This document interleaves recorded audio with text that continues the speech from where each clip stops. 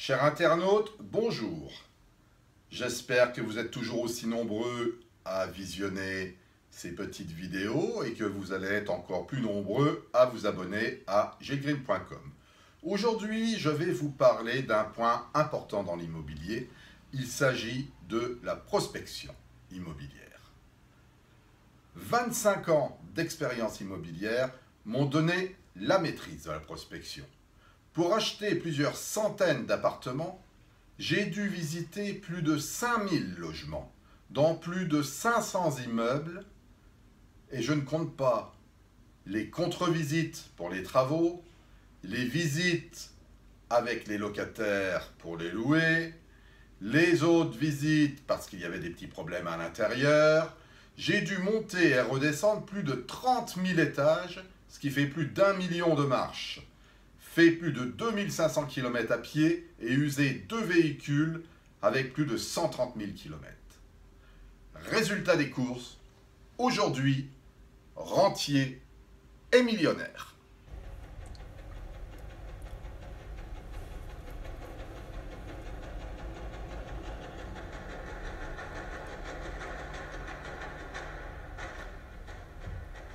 La prospection immobilière, c'est le nerf de la guerre de l'investissement. Les appartements et biens à vendre ne viendront pas tout seuls à vous. Il va falloir les chercher, les trouver. Prospecter, c'est chasser. Prospection rime avec variation des méthodes. Et comme vous êtes un particulier, il va falloir être créatif afin de sortir des sentiers battus. Je vais, par cette petite vidéo, vous donner quelques trucs et astuces, quelques stratégies afin de vous démarquer des autres. Comment? Prospecter est plus qu'un jeu. Il faut l'instinct du chasseur, voire même l'instinct du braconnage. Chasser, c'est un art. Chasser, c'est observer. Chasser, c'est être attentif, c'est être à l'écoute. Il vous faut armes et munitions. Afin d'arriver au résultat, vous allez devoir être créatif. Vous allez évoluer et au fur et à mesure, vous allez devenir plus sûr de vous. Je vais vous apprendre à débusquer, à sentir, à dénicher les affaires. La prospection doit devenir pour vous une arme absolue pour réussir dans l'investissement. Prospection rime avec variation de différentes méthodes. C'est un état d'esprit avec une pointe d'audace. Il vous faut donc un plan, une cible et définir sa stratégie.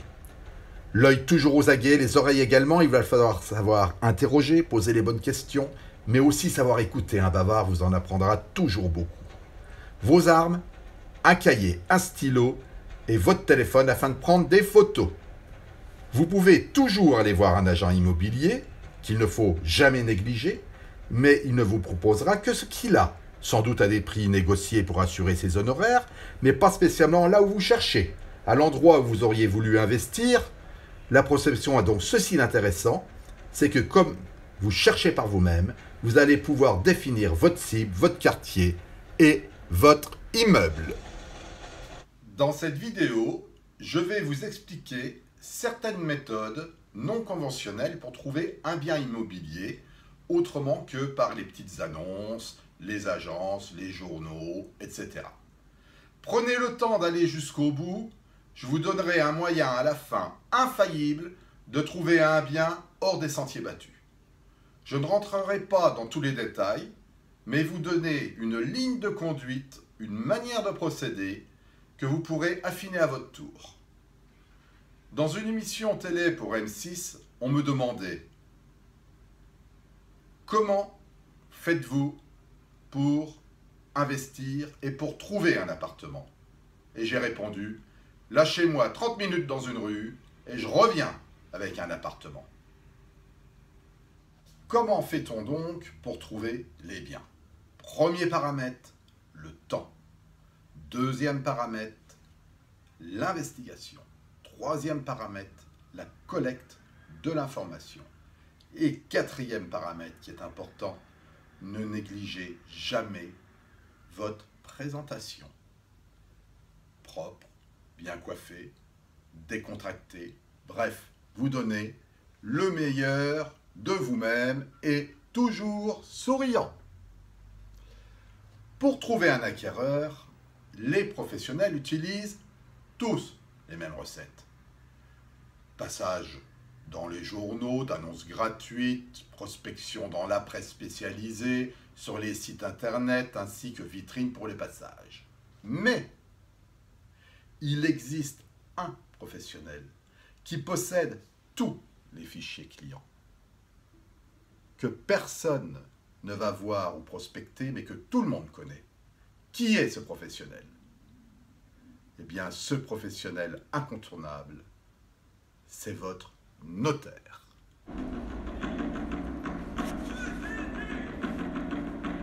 Et oui, votre notaire, dans la plupart des cabinets notariés, il existe une cellule, un bureau dédié à la vente immobilière. Qui de mieux placé que le notaire pour avoir des biens immobiliers qui viennent de leurs clients en direct, des successions qu'ils doivent faire et autres. Lui est au courant de tout. Il va donc falloir que vous alliez voir votre notaire pour commencer et faire un listing de tous les notaires dans le secteur où vous voulez prospecter. À partir de ce moment-là, vous téléphonez à l'office notarial, vous demandez le bureau ou la cellule des ventes immobilières, s'il en a une, on va vous la passer, et bille en tête, vous leur demandez s'ils ont des choses à vendre, que vous voulez investir dans des petites surfaces. Il se fera un plaisir de vous renseigner, d'autant plus qu'il va capter un nouveau client vous-même et que vous n'aurez, vous, qu'un seul interlocuteur pour les actes. Et lui, ça l'arrange également. Il faut savoir que les honoraires également de notaire dans les prospections immobilières sont beaucoup moins chers que les agences immobilières. Il prend environ 3 à 4%. Il faut savoir également que si vous passez par lui, il vous fera sans doute gratuité des actes et des frais de compromis ou de promesses de vente. Donc il y a vraiment tout à gagner. Je vous conseille donc en premier de prospecter auprès des notaires qui ont également des sites immobiliers de vente et qui ont également des sites de vente aux enchères. Il faut savoir qu'à la date d'aujourd'hui, il y a plus de 110 000 annonces de vente chez les notaires en France. Ça, c'était la première technique. Je ne vais pas vous quitter sans vous dire également que le notaire est un professionnel, qu'il connaît le juste prix et qu'il sera en mesure de négocier pour vous auprès du vendeur avec sans doute 90 à 100% de succès si vous faites une offre. Ceci est très important, d'autant plus aussi que le notaire possède tous les diagnostics, possède tous les papiers qu'il faut officiels concernant les assemblées, les différents titres de propriété, ainsi que le carnet d'entretien de l'immeuble. Il a tout entre les mains car c'est un professionnel et il est prêt à faire la vente. Donc, première technique, prospecter auprès des notaires. Maintenant, deuxième type de prospection. Au cours de vos promenades de prospection, vous allez voir des immeubles en cours de ravalement. Ça, c'est intéressant. Pourquoi? Parce que souvent, un ravalement coûte très cher et certains propriétaires auraient aimé vendre. Si vous vous présentez à ce moment-là et que vous leur dites « Moi, je serai acheteur, par exemple, de votre studio et je prends à ma charge le ravalement », vous avez peut-être une possibilité d'acquérir un appartement avec également une marge de négociation. N'oubliez pas que vous pourrez toujours emprunter l'argent des travaux du ravalement, ce qui vous fera également un déficit foncier. Mais ce n'est pas ça le plus important, ce serait trop facile. Avez-vous pensé aux immeubles qui vont être ravalés, mais dont personne n'est encore au courant? Eh bien, moi, j'y ai pensé et je l'ai fait. Comment? Eh bien, rien de plus simple. J'explique. Eh bien, tout ravalement est soumis à une déclaration préalable qui reste obligatoire. Elle concerne les travaux de ravalement simples. Il faut remplir un formulaire afin de constituer le dossier de demande CERFA numéro 13404. Si l'échafaudage doit reposer sur le domaine public ou le surplomber, une autorisation d'échafaudage doit être demandée en mairie et l'affichage doit être effectué tant sur le terrain qu'en mairie, sans aucune distinction, pendant 2 mois.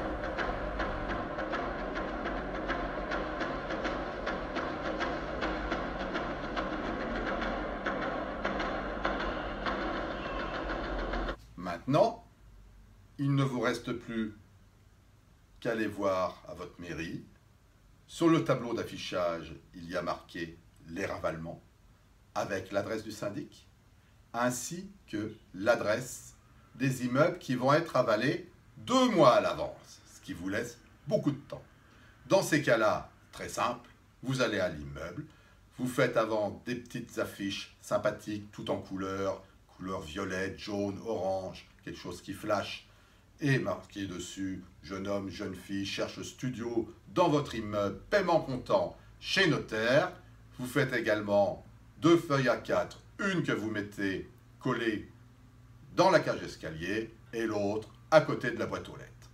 Vous n'avez plus qu'à attendre le résultat et il y a de fortes chances que de temps en temps, vous aurez quelqu'un qui vous contactera et qui vous dira « Monsieur, j'ai vu votre affiche, je suis intéressé pour vendre mon appartement ». Dans ces cas-là, le tour est joué. Il n'y a plus qu'à aller le visiter, faire une offre en lui disant bien que vous allez prendre à votre charge tous les frais de ravalement, donc ce qui va vous faire une marge de négociation qui peut être assez intéressante, d'autant plus que, je répète, vous pourrez fiscalement le déduire de vos revenus fonciers. Voilà. Autre mode de prospection, numéro 3. Celui-ci, très intéressant, car il va vous permettre non seulement de gagner pas mal d'argent à la vente, mais également de pouvoir louer sous différents régimes ou différentes manières. Qu'est-ce que c'est? Eh bien, c'est très simple. Au siècle dernier, 90% des immeubles avaient gardien et concierge afin de réduire les coûts d'entretien d'immeubles. Lors de la mise à la retraite de ces gardiens et concierges, ceux-ci n'ont pas été renouvelés. On a préféré donc prendre des sociétés prestataires de services, poser un digicode ou un digic, ce qui donc diminuait tous les frais et charges de l'immeuble. Vous vous retrouvez donc avec des immeubles qui ont des loges de concierge qui servent maintenant de local vélo ou de local à poussette, voire de local poubelle, qui sont vides, qui ne sont pas vendus et qui appartiennent à la copropriété. Ces locaux ne sont pas à négliger. Pourquoi? Les rez-de-chaussée sont toujours très intéressants. Ce sont souvent des surfaces entre 14 et 22 mètres carrés, donc qui correspondent totalement à un studio, hautes sous plafond de plus de 3 mètres, car ils sont en rez-de-chaussée dans les halls d'immeubles. Vous pourrez donc les aménager et mettre des mezzanines, ce qui augmente la surface. Ensuite, comme ils sont en rez-de-chaussée, ce qui n'est pas du tout à négliger, il y a toujours des locataires. Et d'autant plus intéressant que vous pouvez louer à courte durée et au jour le jour, car vous ne gênez personne en rez-de-chaussée, vous n'utilisez pas l'immeuble, vous ne gênez pas les voisins par les allées et venues. Donc ceci est très intéressant pour faire de la location saisonnière pour des gens qui viennent en vacances visiter votre ville, par exemple.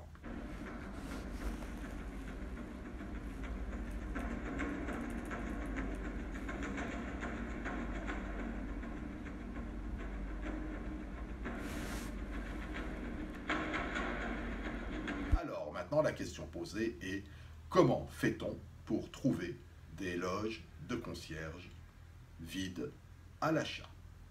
Eh bien, écoutez, c'est pas très sorcier, il faut se bouger, il faut regarder à travers les portes déjà si on voit la loge de concierge, demander aux autres concierges et gardiens d'autres immeubles, car c'est une communauté, et ils sont tous au courant les uns des autres de ce qui se passe dans leur quartier, voire dans leur arrondissement pour les grandes villes, et ils sauront vous dire quel immeuble n'a plus de gardien, car ils sont souvent entraînés les uns les autres, pour les congés sortis des poubelles, donc ils savent exactement où se trouvent les loges. Ça, c'est la numéro 1. Numéro 2, prospection directe en entrant dans les halls d'entrée. Comment? Faut attendre que quelqu'un, naturellement, pousse la porte pour l'ouvrir, ou alors avec le facteur. Dans ces cas-là, quand vous avez une loge qui est vide, ça se voit tout de suite, hein, il n'y a plus de panneaux dessus, il n'y a plus les horaires, il n'y a plus rien. Comment faire? Eh bien, c'est très simple. Il faut savoir que dans chaque hall d'immeuble, le syndic a mis maintenant son adresse et son numéro de téléphone. Donc, il suffit de prendre en photo l'adresse et le numéro de téléphone du syndic, et quand vous rentrez chez vous, vous téléphonez au syndic et vous demandez la personne responsable de la comptabilité de l'immeuble à telle adresse. Vous vous présentez et vous lui dites que vous seriez intéressé pour acheter la loge de concierge si celle-ci est encore à vendre, moyennant quoi vous pourrez même payer des honoraires au syndic d'immeuble et prendre en charge naturellement tous les travaux à l'intérieur de la loge, mais également les travaux de géomètre, de diagnostic, etc. Si vous êtes sympa, peut-être que vous aurez une réponse positive. De toute façon, qui ne tente rien, n'a rien. Il faut savoir que l'intérêt d'une loge de concierge réside également dans les travaux qui sont souvent assez importants à faire. Donc vous allez, dans tous les cas de figure, faire un déficit foncier qui fait partie également du nerf de la guerre pour continuer à investir en minimisant la charge fiscale. J'espère que ce troisième mode vous a plu. Maintenant, nous allons passer au quatrième.